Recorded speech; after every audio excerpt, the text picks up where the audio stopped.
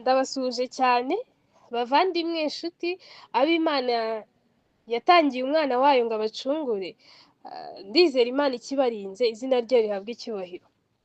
Nk'uko nanone muri gukomeza kubibona, tugeze ku cyigisho cya gatatu. Turi kwiga insanganyamatsiko cyangwa se dufite ingingo ikubiyemo ibyigisho bitanu, ariyo ivuga ngo icyo dukeneye cy'ingenzi cyane muri iyi minsi, cyangwa se icyo dukeneye cyane, cyangwa basic needs dukwiriye kuba dufite, kubera ko twagiye tubona byinshi mu byagiye bitambutse, twagiye tubona uburyo nyine iyo umuntu, turabizi n'aha ku isi, iyo umuntu adafite basic needs, kimwe muri basic needs, nyine uwo muntu arapfa, atagifite nyine akomeje kukibura arapfa. Ariko iyo yagize amahirwe akabona bya bintu, ashobora kubaho mu buzima bubi ariko akagira ute, akabaho, kandi in the end akaba yahindura uko abayeho, akaba yabaho no mu buzima bwiza. Rero ntatinze, twagiye twiga ibintu bitandukanye, gusa icy'ingenzi ngira ngo turusheho gutekerezaho, inshuti zanjye. Abantu benshi nakomeje mbabwira ngo turi mu matorero turimo, turi mu madini turimo, ndetse kenshi twagiye twakira umucyo w'iby'ukuri dukwiriye kujyamo, ariko benshi bitewe n'ibintu twishizemo, bitewe n'ibintu twihinzemo, bya bindi nyine tudashaka kurekura, bya bintu tutazi niyo byavuye, bya bintu tutazi niyo byakomotse, ku buryo baramutse bakaza bakakubaza ngo ese aho uri, itorero urimo, uririmo kubera iki? Ese ubundi ko uvuga ngo ukurikira Kristo we uwakubaza ngo yasengeraga he, wabasha kuvuga he? Nyine turusheho gutekereza cyane, twibaze kandi tubaze Imana, twibaze ngo ese igihe turimo, aho ndi niho nagakwiriye kuba ndi? Ese icyo nagakwiriye kuba nzi, amakuru nagakwiriye kuba mfite, ese niyo mfite? Kuko ndakomeza mbabwira ngo, kandi nzakomeza mbibabwira, isi yacu iri kugera ku iherezo, kandi niba iri kugera ku iherezo ukwiriye kwibaza ngo ese ni iki nsabwa, ni iki ngomba gukora kugira ngo urubanza ruri imbere, cyangwa se intambara nkwiriye kurwana iri imbere nzabashe kuyitsinda. Ese intambara yanjye ya buri munsi yo naba mbasha kuyitsinda? Ni byinshi navuga, ariko wenda ntatinze, twibuke ko twabonye basic needs, tubona ibintu bitanu: tubona ibiryo, tubona imyambaro, tubona amazi, tubona aho kuba, ndetse tubona n'umwuka. Yego, rero tugiye gukomeza hano.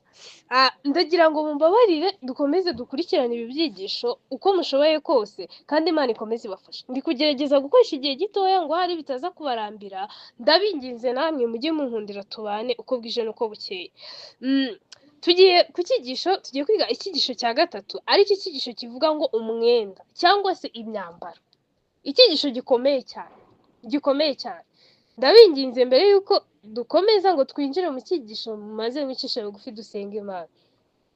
Turagushimiye Data wa twese uri mu ijuru, kuri Imana itanga kandi ukaba Imana yuje urukundo, watanze umwana wawe kugira ngo twebwe ducungurwe. Uri Imana idukunda kandi ukaba Imana itwitaho. Dusabye cyane kugira ngo umwuka wawe wera abe muri twebwe. Benshi twarahabye tujya kure, turabwirizwa tukabumburirwa ijambo ryawe. Ibyo tuvuga ko twizera n'ibiri muri Bibiliya tugendana, barabidusomera Mwami, tukabyigishwa, ukabiduhamiriza, ariko tukanga kubyemera bitewe n'imitima yacu inangiye. Ndakwinginze uhumura amaso yacu, duhe kubona kandi uduhe kugendera mu nzira ikwiriye.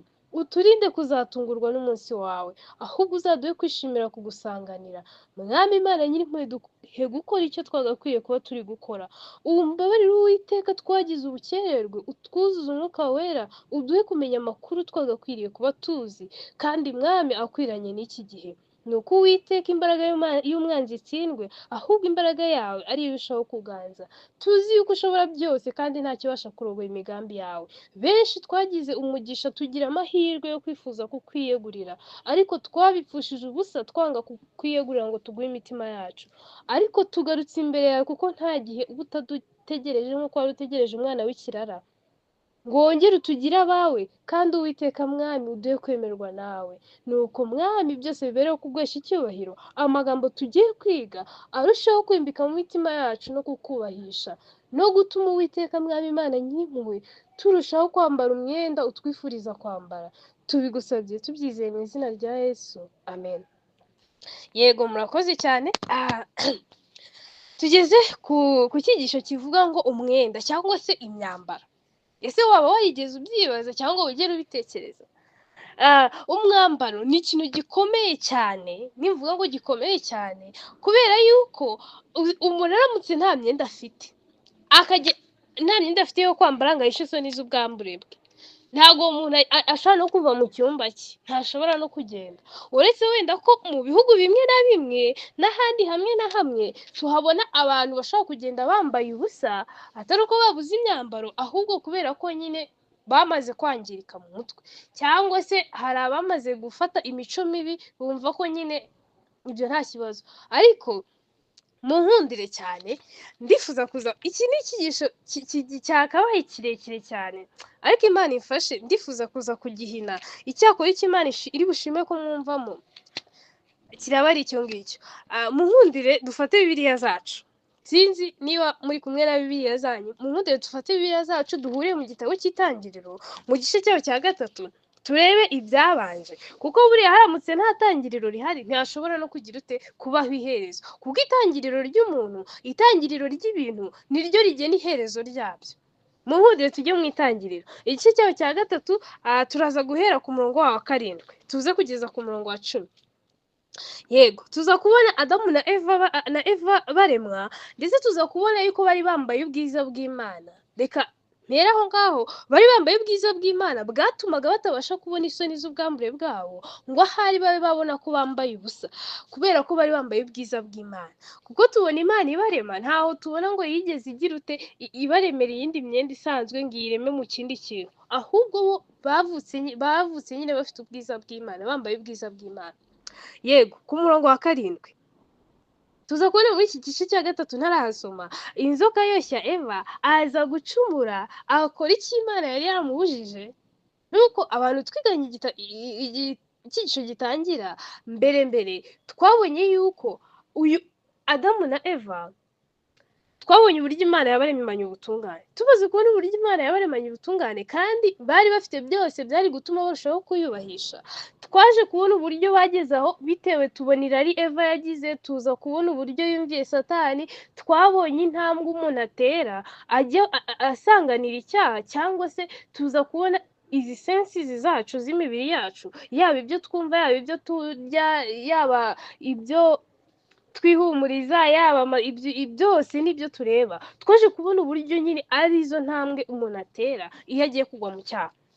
Tuza kubona rero inzoka yoshya Eva, ndetse tukaza kubona Eva uburyo yagiye akagaburira umugabo we, ndetse nk'umugabo w'ikintu gitangaje, twabonye abantu twiganye icyigisho kindi, twabonye uburyo ngo uyu mugabo we bitewe n'urukundo yakundaga Eva, ngo yaramurebye ngo arangije nyine ngo agira intege nke zo kuba yareka, yari abibonye ko yakoze amakosa, ariko bitewe n'intege nke agira intege nke muri we, abona nyine atamureka ngo arimbuke wenyine.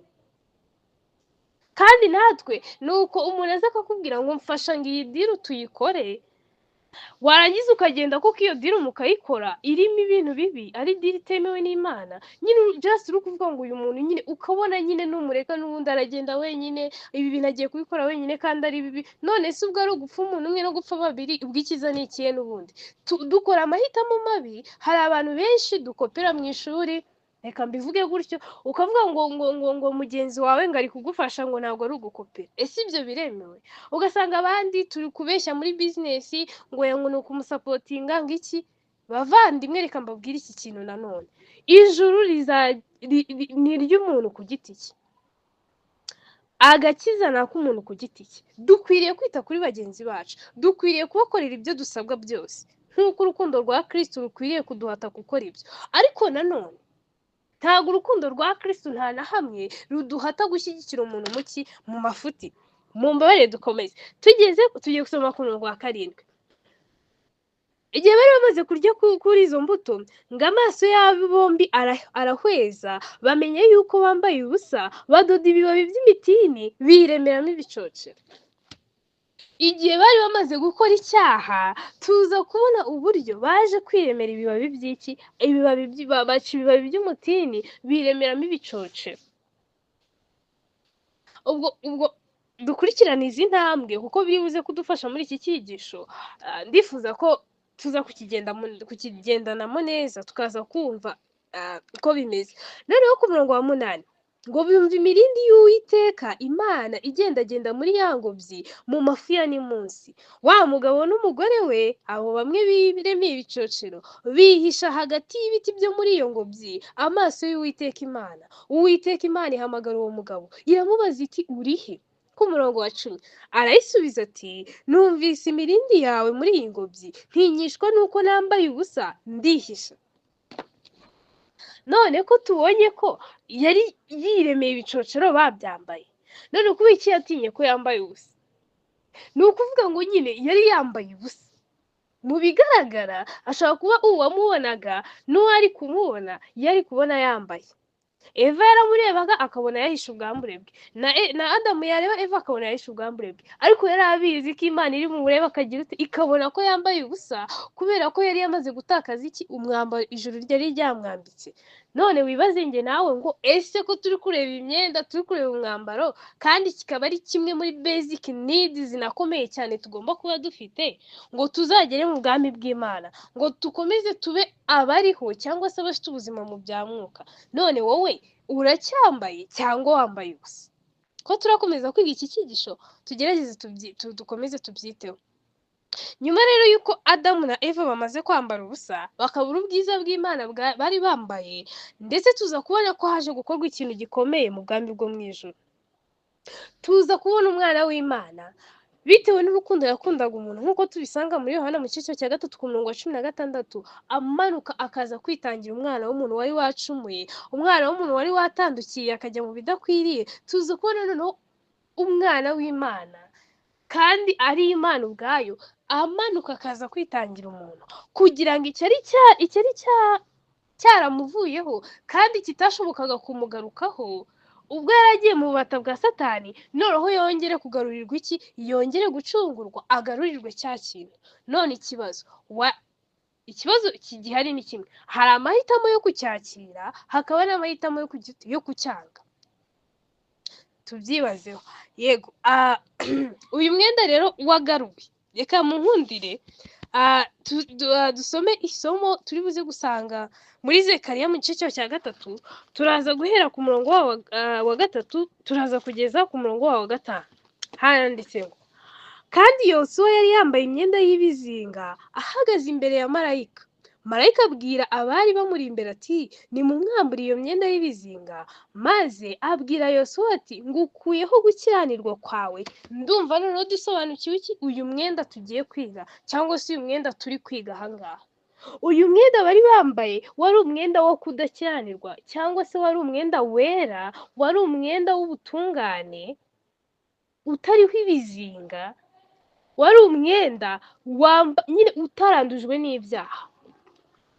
Hano tubona Yesu ahagaze imbere ya marayika, ngo maze aramubwira ati ngukuyeho gukiranirwa kwawe kandi ndakwambika imyambaro myiza cyane. Yarakuyeho imyambaro iriho ibizinga byo gukiranirwa, ndetse yari yagize ute? Noneho yari agiye kwambika imyenda myiza cyane itariho gukiranirwa. Ndategeka nti ku murongo wa 5 nimumwambike igitambaro cyiza mu mutwe. Nuko bamwambika igitambaro cyiza mu mutwe, bamwambika n'imyenda. Marayika w'Uwiteka yarahagaze aho ngaho.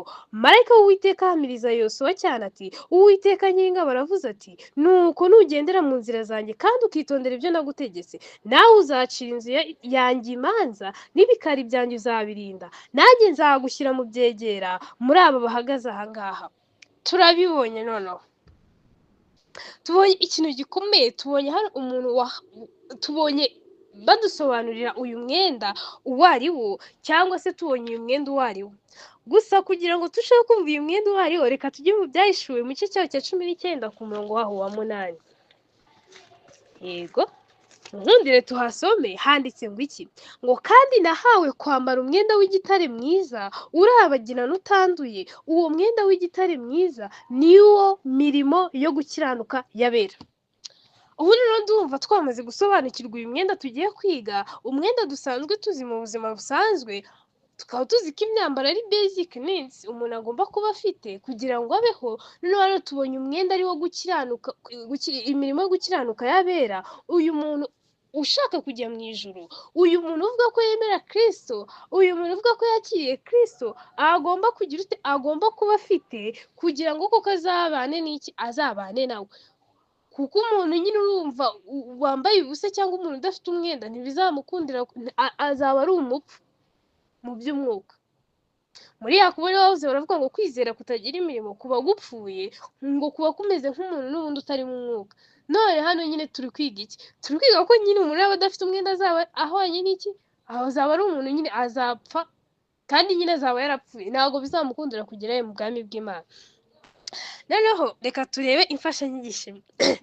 Ese buriya ujya utekereza iyo umuntu yambaye umwenda, nkunda gutanga urugero, iyo umuntu yambaye umwenda w'umweru, iyo umuntu yambaye umwenda w'umweru hari uburyo yirindamo. Hari abasore bamwe nzi, muraza kunyanganira ko ari bo wenda mfatiyeho urugero. Hari abasore bamwe nzi ujya kumuhobera gutya yambaye ishati y'umweru, agahita asa nyine no gutangira utaramukozaho ibiganza mu mugongo ngo hari wenda utaza kumwanduza. Noneho reka turebe n'uyu muntu wambaye imyenda y'umweru ageze nko muri resitora, byanga byakunda iyo agiye gucuzinga ibiryo ari burye cyangwa se agiye guhitamo ibiryo ari burye, agira amahitamo agira atandukanye n'ay'umuntu wambaye umukara, uzi ko niharamuka hagiyeho isombe cyangwa hakajyaho ikindi abasha kuwucafuza ntibigaragare. None rero uyu muntu wambaye umwenda w'umweru afite ahantu yicara n'aho atakwicara, afite ibiryo yarya n'ibyo atarya, afite ibyo yakora n'ibyo atakora. Afite nyine uyu muntu aba afite imiziro, kuko azi ko uyu mwenda yambaye niyibesha gatoya akagira ikintu akora kidakwiriye cyangwa se akagira ibyo arya bidakwiriye nk'isombe itaruka cyangwa se nk'inyama, aba azi ko nyine uyu mwenda uri buze kwandura, kandi akaba azi ko uyu mwenda we numara kwandura biri buze kugaragarira buri wese, kuko si umwenda wapfa gucafuza ngo ureke kuzamo ikizinga, hoya pe ntibishoboka. Rero uyu mwenda niwo itorero ryahawe, umwenda wera. Hano tumaze gusoma kuri uyu murongo wa 8 baravuze ngo kandi nahawe kwambara umwenda w'igitare mwiza. Sinzi niba uyu mwenda w'igitare mwiza muri kumva, dushake dufate urugero nyine ku mwenda w'umweru navugaga. Reba umwenda mwiza warawuhawe, warangiza uyu mwenda mwiza wahawe ukazajya urya ibyo ubonye, ukicara aho ubonye, ugakora ibyo ubonye, birangira wa mwenda ugiye ukandura, ukajyamo ibizinga, ugasa nabi, ku buryo n'umuntu wawuguhaye yumva agize agahinda cyane akicuza no kuba yarawuguhaye. Ariko dushimira Imana cyane ko atari umuntu ngo yicuze, kandi si umuntu ngo arakazwe n'ubusa cyangwa se ngo arakazwe n'ikintu icyo ari cyo cyose. None hano igihari ni iki? Ubwo Kristo yari amaze kubambwa ku musaraba, twahawe umwenda, twagaruriwe umwenda twari dufite muri Edeni. Uyu mwenda nk'uko yavuze ngo kugira ngo unyizera wese ahabwe ubugingo buhoraho. Uyu mwenda uwizera Kristo abasha kugira ute kuwuhabwa, arawambikwa, yamburwa umwenda wo gukiranirwa, akambikwa umwenda w'ubutungane. Iyo turebye igitekerezo kiboneka muri Matayo cy'umusore cyangwa se cy'umwana w'ikirara, abantu benshi ndumva tukizi, tukaba twaragisomye twaracyumvise, ndagira ngo twongere tugarure intekerezo. Uyu mwana igihe yagendaga maze tuza kubona ko ari igitekerezo cy'umwana waje kwaka se umurage, arambwira ati njye nshaka kugenda. Yari umwana iwabo bari abana babiri, warangije avuga ati njye nshaka umurage wanjye muwume, ndarambiwe kuba hano, ibi bintu byanyu ndagiye.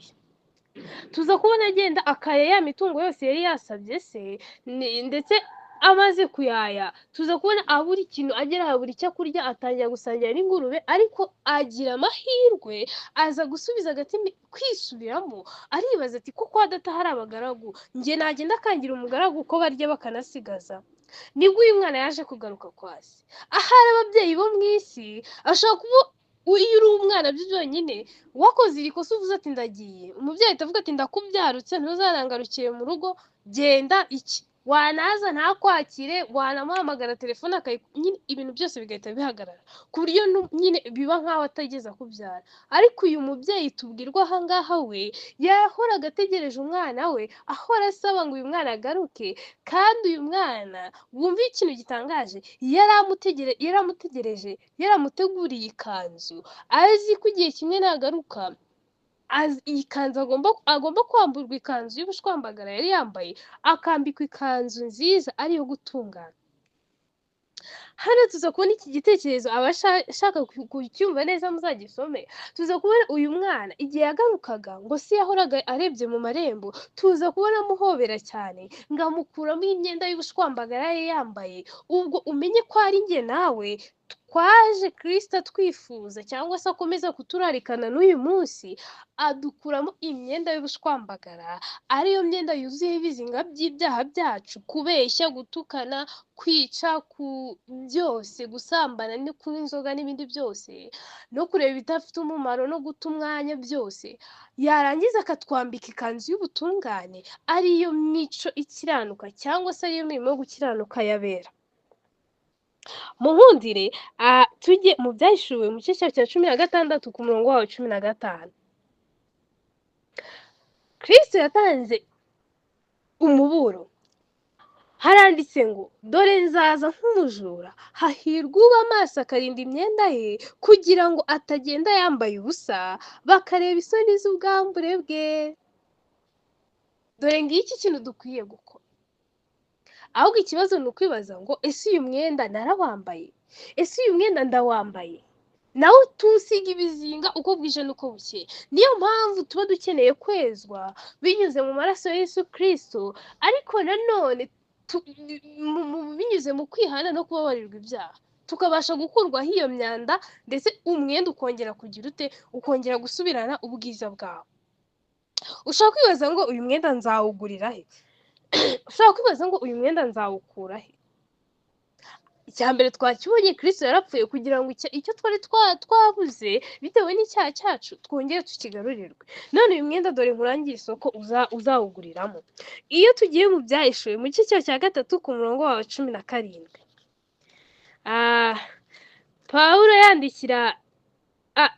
Yohana yandikira urwandiko iri torero ry'Ilawudokiya, yego, yandikira Ilawudokiya ku murongo waho wa 19. Ubwo ni igice cya 3 ku murongo waho turaza guhera ku wa 17. Ngo dore ndakugira inama, ungureho izahabu yatunganijwe mu ruganda. Yego, gato duhereje ku murongo wa 17 niho nari mvuze duhera. Kuko uvuga uti ndi umukire ndatunze kandi ndatunganiwe, ntacyo nkennye, utazi yuko uri umutindi wo kubabarirwa, kandi uri umukene n'impumyi, ndetse wambaye ubusa. Cyo nashakaga,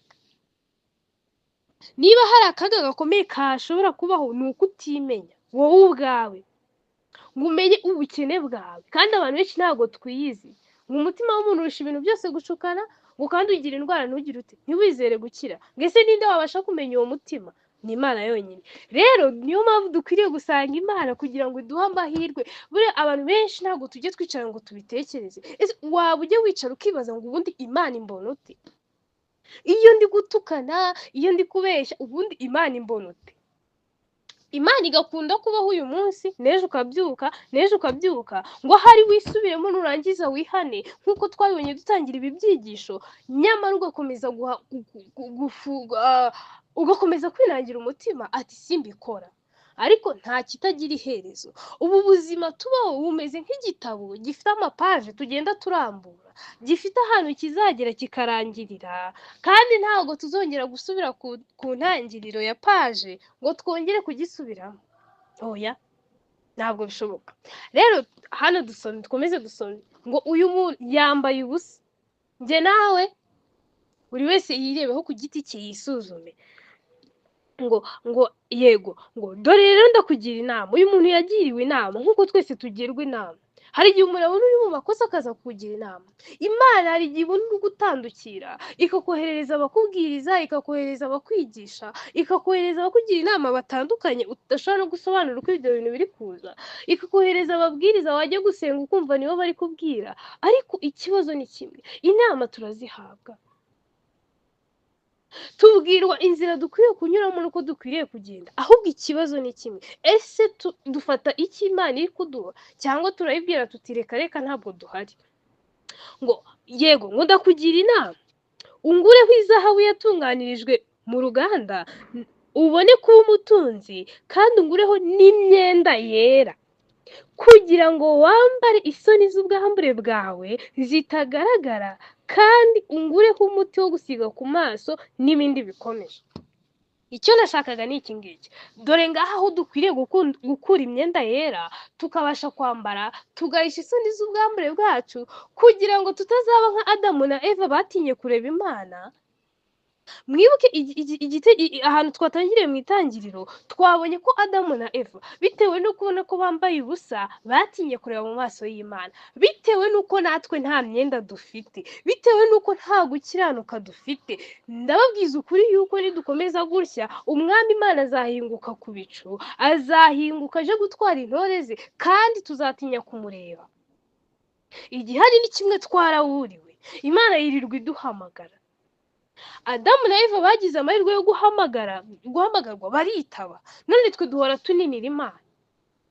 Icyo gihe rero Imana izaza kandi nk'uko Adamu na Eva bahunze natwe niko tuzahunga, noneho dusabe n'imisozi n'ibibaye ngo biduhishe ubwiza bwayo.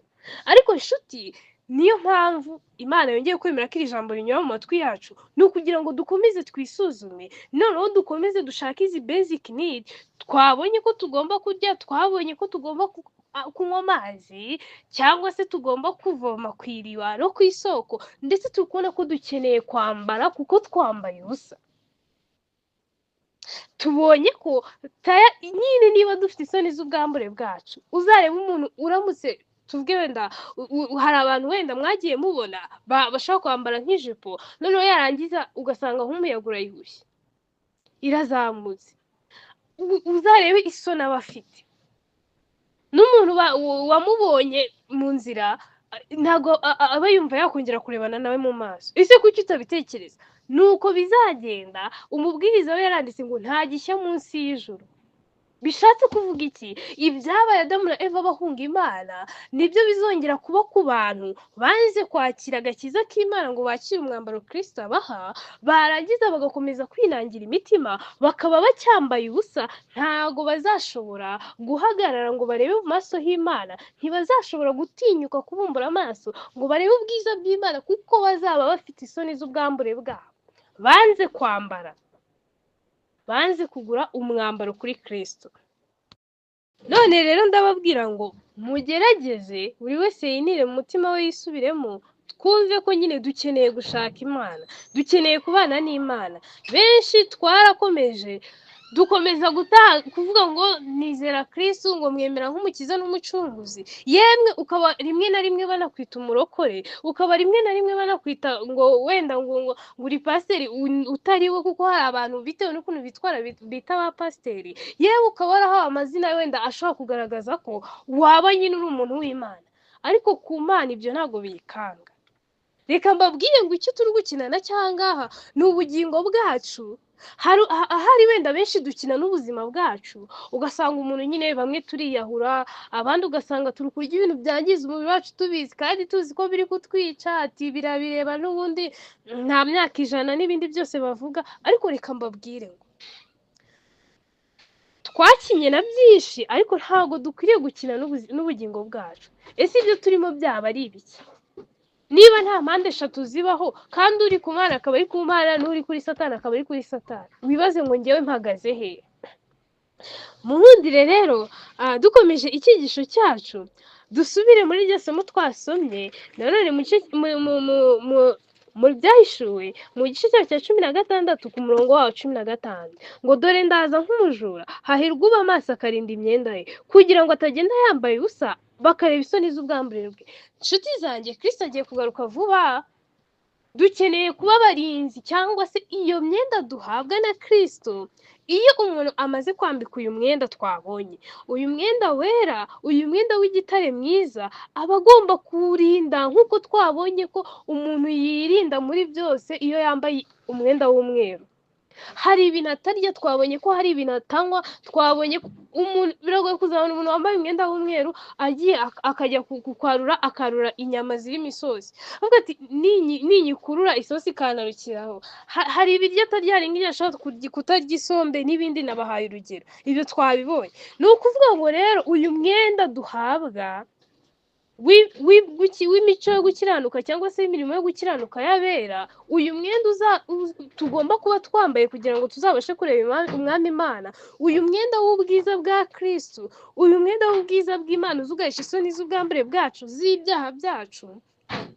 Ndabinginze ndagira ngo ubwo nyine uyu mwenda tuhabwa kugira ngo turusheho gusa n'Imana kandi tuzagira amahirwe yo kuyibona, uyu mwenda ukeneye kurindwa. Pawulo niwe wanditse aravuga ngo urushanwa yirinda muri byose, ngo kandi ngo kwizera mukongereho iki, ngo mukongereho kwirinda. Dukeneye kwirinda. Rero nshuti bavandimwe, nkomeza mbabwira, wenda ndumva dusigaje igitekerezo kimwe n'isomo rimwe ubundi tukagana no ku musozo. Ndakomeza mbabwira ngo ntago twebwe twagiriwe amahirwe yo guhabwa umwenda w'igiciro mwiza. Dukwiriye kubaho tutari abantu bigize birinda. Ahari wenda iyo ubwiye umuntu ibintu bijyanye no kwirinda, azakubwira ati ibyo ni iby'abagorozi, undi akubwira ati ni iby'abadive, undi akubwira ati ibyo bintu ni iby'iyo ni ibiki, ati se uriya ko anywa itabi ariko akaba akiriho, uriya akanywa inzoga ariko akaba akiriho kandi akaba aramye n'imyaka myinshi. Ariko reka mbabwire ngo niba duhawe uyu mwenda kandi tukaba tubonye ko nyine nababwiye ngo turi kureba basic need, ndakomeza mbisubiremo, iki kintu nyine nikibura uzapfa, cyangwa se iki kintu nukibura uzapfa nyine, ntuzabasha guhabwa ubugingo buhoraho. Kandi rero turi kuvuga ko nyine uzapfa by'iteka ryose, ntabwo ari ukuvuga ngo ni ugupfa muri iyi si gusa, noneho uzaba ubuze ubugingo bwawe bw'iteka ryose.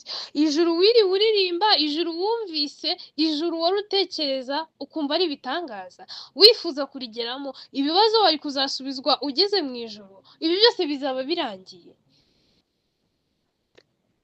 Rero niyo mpamvu uyu mwenda bitewe n'agaciro ufite wabonetse kubwo kumeneka kw'amaraso y'umwana w'Imana, dukeneye kuba abarinzi binyuze mu mbaraga za Kristo. Dukeneye kwirinda mu byo turya. Nshuti zanjye, Yahuda kubwira abantu ngo uramutse warwaye, gusenga nabyo bigeraho bikanga. Dukeneye kwirinda mu byo tunywa, kuko biragoye ko wabona umusinzi ari gupfukamye ari gusenga Imana cyangwa ari gufata Bibiliya ari gusoma, biragoye. Tugomba kwirinda mu byo twambara, tugomba kwirinda mu byo tureba. Satani ariho aranyura mu mafilime, ariho aranyura mu makinamico, ariho aranyura ugasanga umuntu yaragiye yishyiramo bimeze nk'ibitekerezo, ugasanga nyine hari ibintu yagiye yirundamo, ugasanga nyine niba ari nk'umukozi wo mu rugo bitewe n'amakinamico yumvise akina n'ibintu ubugize ugasanga yaragiye yishyiramo nyine ko azashakwa na dogiteri. Ariko bavandimwe, dutekereze, mbabarira wicare wisuzume, wibaze ngo ese mbere y'uko ndeba filimi, mbere y'uko numva ikinamico, ese nta kintu cyahindutse mu mutwe? Noneho ikibazo gihari ni ibintu bikwica gake gake, si ibintu biba birazana ingaruka direct ngo uhite wowe uba wabasha kuzireba, cyane ko Satani aba yahumye n'amaso yacu. Ariko wibaze ngo abantu benshi basigaye ari abantu bikinisha, basigaye barabaye abantu b'indaya, basigaye barabaye abantu b'irari, bitewe n'ibi bintu byose turi kubona. Kutirinda mu byo turya, mu byo tunywa, mu byo twambara, mu byo tureba, mu byo tuvuga. Bavandimwe, dukeneye gupfukama ku mavi tugasaba Imana imbaraga, kandi tugasaba Imana uyu mwenda yatwambitse, uyu mwenda yifuza kutwambika. Nababwiye isoko tuzawuguriramo, twabonye uko tuzawambara, ariko ndaje mbasomera igitekerezo, ndasoma amasomo makeya babwire ngo uyu mwenda nidukomeza kuwanga ibizatubaho ni ibyo ngibyo, kandi kugaruka kwa Kristo kuri hafi.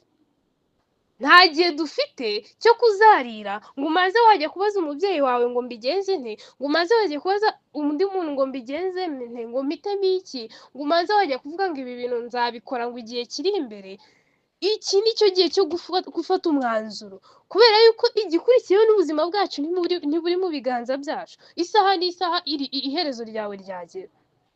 Ahari uri muri babandi bajya bavuga ngo ibyo byaravuzwe biravugwa, ariko menya ko imperuka yawe ishobora kugera uyu munsi. Turusheho kubitekereza, muhundire twihute tujye mu gutegeka kwa kabiri mu gice cya 22 ku murongo wa 11. Itegeko rikomeye ryahawe abatambyi mu gihe ku myenda bagombaga kwambara, kandi tuza kubona ko ngo turi abatambyi b'ubwami ab'Imana yaronse, cyangwa se ab'Imana yego ab'Imana yaronse ikaduhamagara kugira ngo dukore uwo murimo n'ibindi byose nk'uko isomo ribivuga.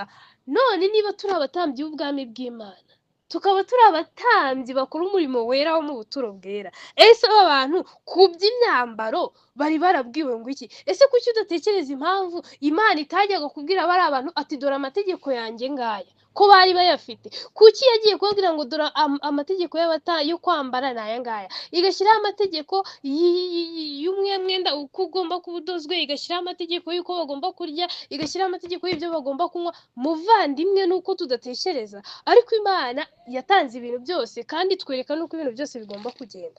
Reka tujye mu gutegeka kwa kabiri mu gice cyaho cya 22 ku murongo wawo 11. Twihute tuhagere. Yego, tuza kubona Imana ibwira ivuga uko bigomba kugenda. Haranditse ngo ntuzambare, iravuga ntuzakora iki kintu, ntuzigere wambara umwenda uboheshejwe ikivange cy'ubudodo bw'ubwoya bw'intama n'ubw'imigwegwe. Sinibaza neza niba iki kintu tucyumvise uko kiri, ariko tubonye ko ntago tugomba kwambara imyenda ivanze. None twebwe twaragiye twiremera ibicocero bitewe n'uko umwenda w'ijuru twawangije, dushaka kuba gusa nk'ababeshya Imana ko twambaye, nyamara tugize ute? Twambaye ubusa. Ariko ijuru ntirishobora kuyoberwa umwenda ryidode wakorewe mu ruganda rw'ijuru, cyangwa se umwenda wakozwe n'amaboko y'abantu. Tubonye ko niba uri uw'Imana ugomba kuba uw'Imana. Hano nta kivange kigomba kubaho, nta bwoya bw'intama bugomba kuvangwa n'ubwoya bw'iki, bugomba kuvangwa n'ubwoya bw'imigwegwe nako n'intuza n'imigwegwe, ntabwo bugomba kuvangwa n'imigwegwe. Sinzi niba ibyo bintu wabihuza ngo bihure. Niko ubukristo n'ubupagani udashobora kubihuza ngo bihure. Umenye ngo niba nkiri mu nzira y'ubupagani ni y'ubupagani, niba ndi mu nzira y'Imana ni iy'Imana. Ejo twabonye uburyo umuntu ashobora kwibeshya kandi yaratangiye urugendo ariko yagera hagati akibeshya, cyangwa se akanibeshya ari gutangira urugendo bikazarangira anagiriye muri uwo mwijima. Ariko durushaho gutekereza, ntabwo dukwiriye kuvanga ibintu. Reka twihute tujye muri Matayo aho turi buze gusoreza, turebe iherezo ry'abaze kwakira uyu mwenda Imana iri gutangira ubu, uyu mwenda Imana iri kuduha kugira ngo tuzagire amahirwe yo guhagarara imbere yayo. Twibaze ngo uyu mwenda nituwanga bizatugendekera bite? Iyo tugeze muri Matayo mu gice cya 22 hari igitekerezo nkunda cyane, uretse ko harimo n'ibibabaje. Ni igitekerezo cy'umugani w'ubukwe bw'umwana w'umwami. Uyu mwana w'umwami yateguye ubukwe, atumira abantu, yitegura ibyo kurya. Ikigaragara cyo nuko ubu bukwe umuntu wagombaga kubwinjiramo nta kiguzi yagombaga gutanga. Nkuko nzajya mbijyanira icyarimwe kuko ntifuza ko tuza gutwara igihe kinini. Muraza kubona ko natwe twarahamagawe, ubukwe bwarateguwe, Kristo yarapfuye aratubambirwa ngo tuzabashe gutaha ubukwe nta kiguzi dutanze. Narabibabwiye ngo nta mirimo n'imwe, nta kintu na kimwe dushobora kuzana imbere y'Imana uretse kuba Imana dushaka kuyibwira ngo Mana kubw'urukundo rwawe dukorera ibi. Nta mirimo na mike, nta kintu na kimwe dushobora kuzana imbere y'Imana ngo kibe icyo tuyitsindisha, tuyibwira ngo none Mana ngo dukorera iki ngo kubera ko ngo tumeze gutya. Ntibishoboka. Rero reka nze dukomeze mbabwire ikintu gikomeye. Hano tuza kubona igitekerezo yatumiye abantu banga kuza, kandi ibiryo byari bihari. Reba, wateguye ibiryo ugategura iki, abantu banga kuza. Atumira aba kabiri, ubwo abandi nabo maze atuma abagaragu be guhamagara abatorewe gutaha ubukwe, banga kuza. Arongera atuma abandi bagaragu nabo, ibi nabyo ni ubuhanuzi burebire, ahari tuzagira igihe cyo kubyiga. Aragenda atumira abwira abandi ati nateguye amapfizi, nabo ntibabyitaho barigendera. Buri umwe wese akajya mu gikingi cye. Rero tuza kubona ku murongo wa 7, maze umwami ararakara, agaba ingabo ze, arimbura abo bicanyi, atwika umudugudu wabo. Maze abwira abagaragu be ati ubukwe bwiteguwe, ariko abari babutorewe ntibari babukwiriye. Nuko mujye mu nzira nyabagendwa, abo muri buboneye bose mubahamagare maze batahe ubukwe. Abo bagaragu barasohoka bajya mu nzira, batoranya abo babanye bose, ababi n'abeza, inzu yo gucyurizamo ubukwe yuzura abasangwa. Tubona ubutumwa bugera he? Bugera kuri bose. Tuza kubona ko abari babugenewe ntabwo ngo tuzabireba n'igihe bwavaga mu Bisirayeli noneho bugatangira kubwirizwa mu mahanga yose. Bishatse kuvuga iki? Twese twahawe amahirwe, twagezweho n'ubutumwa. twarabuhawe. Ariko wumva ikibazo gikomeye ngira ngo ari cyo tunareba hano niturangiza dusoze, ngo umwami ku murongo wa 11, umwami yinjiye kureba abasangwa abo bari batumiwe, ndakubwira ngo bageze hano bahabwa amakanzu, bagombaga kwicarana muri ubu bukwe. Wibaza iyo kanzu ishobora kuba yari n'ikanzu ihenze ndetse cyane, bahabwa umwenda wo kwambara, umwenda w'ubukwe. Ariko wumva ikibazo gikomeye, bawuherewe ubuntu, nta kiguzi basabwe. Wari umwenda mwiza, ntiwari umwenda mubi. Ariko ngo umwami yinjiye kureba abasangwa abonamo umuntu utambaye umwenda w'ubukwe, aramubaza ati mugenzi wanjye, ni iki kitumye winjira hano utambaye umwenda w'ubukwe? Nawe arahora rwose. Maze umwami abwira abagaragu bati ntarakomeza, reka mbabwire ngo Kristo aratubaza uyu munsi, kandi n'icyo gihe ubwo hazaba hashinzwe imanza, ibitabo biri kubumburwa, uzabazwa ngo ni iki gitumye ugera hano utambaye umwenda w'ubukwe? Ariko uyu muntu yaracecetse kuko ntiyari afite icyo kwireguzwa. Ntiyari kuvuga ngo umwenda yabuze amafaranga yo kuwugura kuko watangiye ubuntu. Ntiyari kuvuga ngo hari uwamubujije kuwugira kuko bari bawumuhaye, ntituzi niba yari yawanze cyangwa byagenze. Icy'ingenzi ni uko ntawe yari yambaye. Wibaze ngo ngewe uyu mwenda Kristo narawambaye, umwenda w'ubukwe ndawambaye, cyangwa ko ubukwe buri hafi kugera, ese naba niteguye gutaha ubu bukwe? Ese ndarimbishijwe neza ku buryo ngomba kugera aha hantu? Umwami aravuga ati nimumubohe amaboko n'amaguru, mumujugunye mu mwijima hanze, niho bazaririra. Ndakeka noneho isi ubyumva. Niba wagisoma ukagica hejuru uvuze ngo nimumujugunye hanze, niho bazaririra. Bande nyine abantu bose bazaba baragize ute, baranze icyo Kristo yabafatiye, baranze kwakira umwenda w'ubukwe, baranze kurya ifunguro yabahaye, baranze kunywa amazi yabahaye ngo banywe. Kandi ndababwira ukuri yuko nyine ntabwo ibi bizabura kubaho. ngo kuko abatowe ari benshi, ariko abatoranyijwe bakaba bake. Twaratowe twese duhabwa ubutumwa bwiza, twese twarabwirijwe turigishwa, twese tuhora twumva ibidukebura, tujya gusenga tukabwirizwa, tujya gusenga Imana yadutumyeho abantu bari buze kurushaho umwuka wayo ari bukoreremo bakatwigisha, ariko twanze kumva. Rero ndakubwira ngo ni ikibazo cyo kwibaza ngo ese aho mu bazatoranywa cyangwa se mu batoranyijwe, ko twese twatowe, naba ndi mu bari gutoranywa, naba ndi mu batoranyijwe? Inshuti yanjye tubyibazeho, gusa dukomeze kurushaho gusaba Imana kugira ngo iduhe kuba mu ruhande rwayo, turinde imyenda yacu kugira ngo ubwo Kristo azaba agarutse twe tuzamusanganire, ntituzabe mu bazamuhunga. Tubonye umwambaro hano, ni basic need dukeneye. Muvandimwe, ntago nzi aho uri, ntago nzi aho usengera, ntago nzi n'ibyo wemera, ariko ni igihe cyo gutekereza cyane. Imana yaduhaye ukuri kose, yaba ukwerekeranye n'aho dukwiriye gusengera, ukwerekeranye n'ibyo dukwiriye gukora, byose yarabiduhaye. None byose twebwe twishakira kugenda uko dushaka, ntabwo isi izabura kurimbuka. Reka dusoreze ku isomo turi buze kubona mu Baheburayo. Nanze kurangiza ntarisomye. Ni isomo turi buze gusanga mu Baheburayo, yego mu gice cyaho cya 10 turaza gusoma ku murongo waho wa 37. Haracyasigaye igihe kigufi cyane, kandi uzaza ntazatinda. Ariko umukiranutsi wanjye azabeshwaho no kwizera, nyamara nasubira inyuma umutima wanjye ntuzamwishimira. Nuko rero mu rwa kabiri rwa Petero twiruke tuhagere. Muraza kumva barakora imvuze ngo nibyo ngiye gusorezaho, ariko mureke niri turisome. Mu rwa kabiri rwa Petero mu gice cyaho cya 2 ku murongo waho ni cya 3 ku murongo waho wa 9 haranditse ngo umwami Imana ntitinze isezerano ryayo nk'uko bamwe tubyibwira cyangwa se batekereza yuko iritinza, ahubwo itwihanganiye idashaka ko hagira n'umurimbuka, ahubwo ishaka ko bose bihana. Dore ngiki cy'Imana idushakaho.